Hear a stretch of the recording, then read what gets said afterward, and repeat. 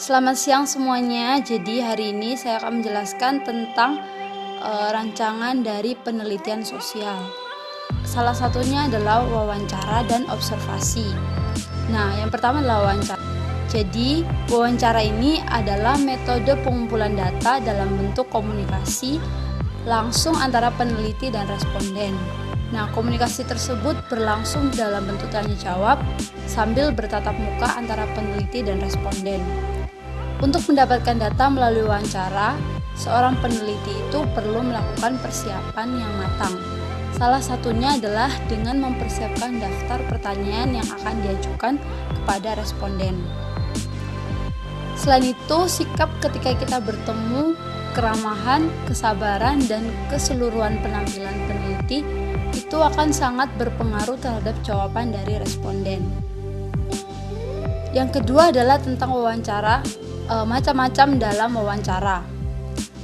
Yang pertama adalah wawancara tidak berstruktur. Wawancara tidak berstruktur adalah wawancara yang hanya memuat garis-garis besar dari pertanyaan.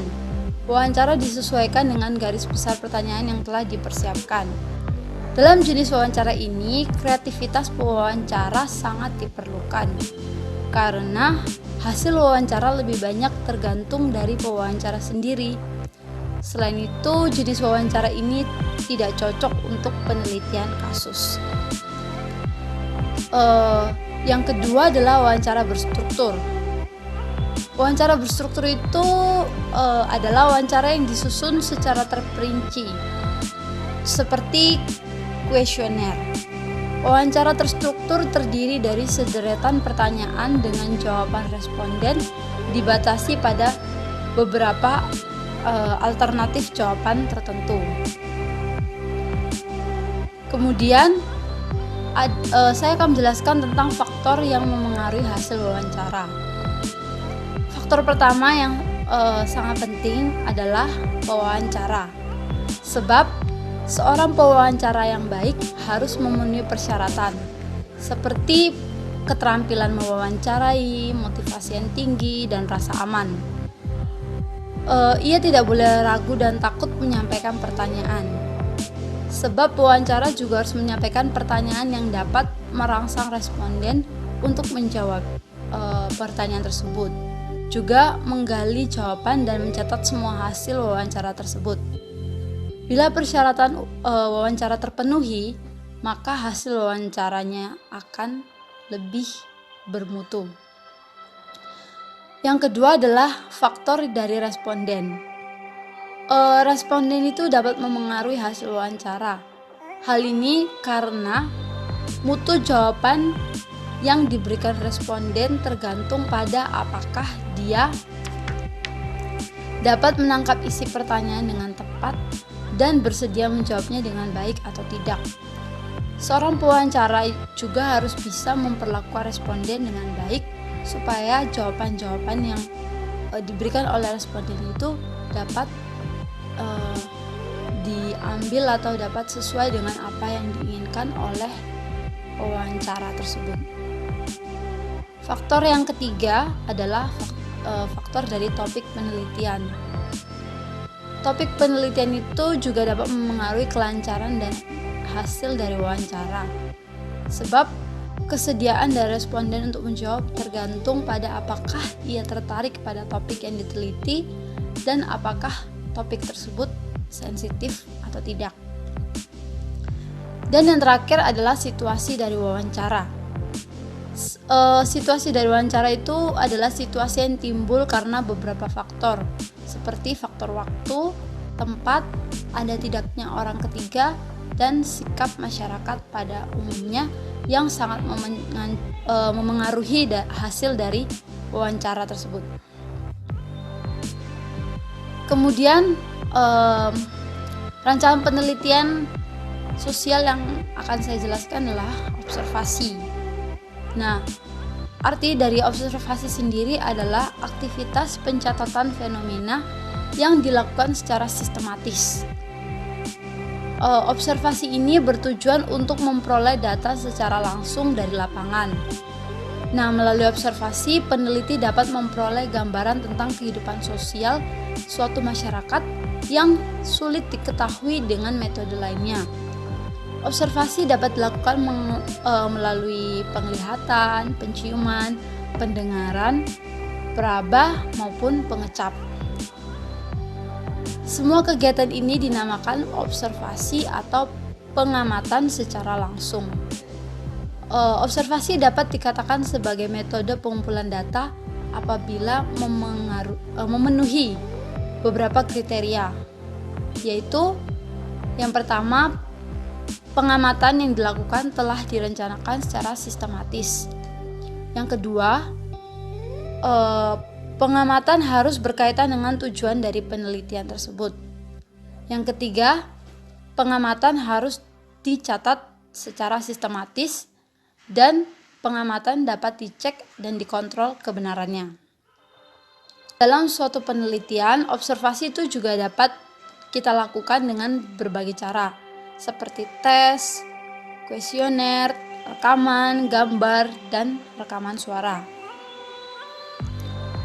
Kemudian observasi itu memiliki beberapa instrumen. Karena instrumen itu sangat membantu dalam melakukan observasi. Instrumen yang pertama adalah daftar riwayat kelakuan atau anecdotal record. Anecdotal record itu adalah catatan acak yang dibuat peneliti setiap kali mengamati kelakuan-kelakuan luar biasa yang ditampilkan responden. Yang kedua adalah skala penilaian atau rating scale. Nah, skala penilaian ini digunakan untuk menetapkan penilaian secara bertingkat serta untuk mengamati kondisi dan situasi secara kualitatif. Kemudian yang ketiga adalah daftar cek atau checklist. Daftar cek itu adalah format yang berisi catatan setiap faktor atau aspek yang akan diamati dan digunakan sewaktu pengamatan berlangsung. Nah, jadi peneliti itu akan memberikan tanda centang pada kolom-kolom yang telah disediakan dalam lembar pengamatan yang dia sudah buat pada bagian bawah atau samping lembar observasi. Nah, selain itu peneliti itu sebaiknya menambahkan kolom kosong untuk mencatat komentar atau menambah informasi berkaitan dengan hal-hal yang diamati yang belum termasuk dalam daftar cek tersebut. Kemudian ada peralatan mekanik atau mechanical device.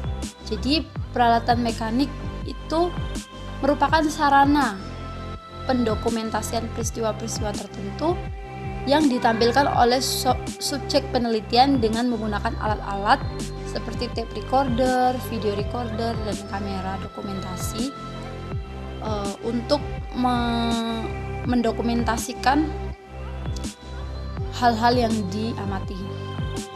Dan yang terakhir dan yang tidak kalah penting adalah human instrument.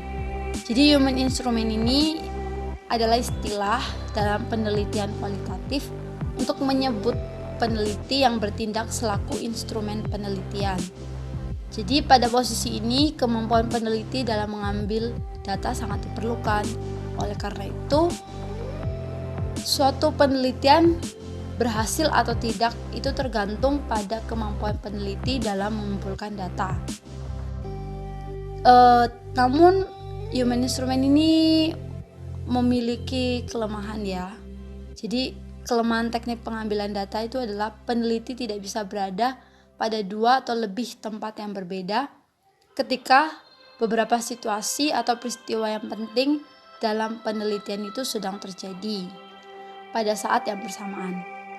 Namun, kelemahan ini dapat diatasi dengan menggunakan bantuan pihak lain untuk melakukan pengambilan data. Akan tetapi, hal tersebut tidak dapat mengatasi kelemahan ini sepenuhnya karena perbedaan orang yang mengambil data itu bisa membuat perbedaan pemahaman dan pemaknaan data yang diteliti. Kemudian saya juga akan menjelaskan tentang jenis dari observasi. Yang pertama adalah observasi partisipasi. Dalam observasi partisipasi ini, peneliti ikut terlibat dalam kegiatan yang sedang diamati sehingga memperoleh data yang sebenarnya. Jenis observasi ini banyak dilakukan dalam penelitian antropologis. Contohnya Ketika kita akan meneliti pola hidup salah satu suku di pedalaman Papua, maka kita harus berada dan berbaur dengan suku tersebut, sehingga data yang diperoleh akan lebih akurat atau lebih valid. Kemudian ada observasi simulasi. Nah, dalam melakukan observasi simulasi ini, peneliti diharapkan dapat mensimulasikan keinginannya kepada responden. Dengan ini, responden dapat memberikan informasi yang sesuai dengan keinginan peneliti. Dalam melakukan observasi, selain menggunakan peralatan untuk mencatat, digunakan pula alat-alat bantu seperti kamera dan perekam suara. Dengan alat-alat tersebut, banyak objek pengamatan dapat direkam sehingga pengumpulan data menjadi lebih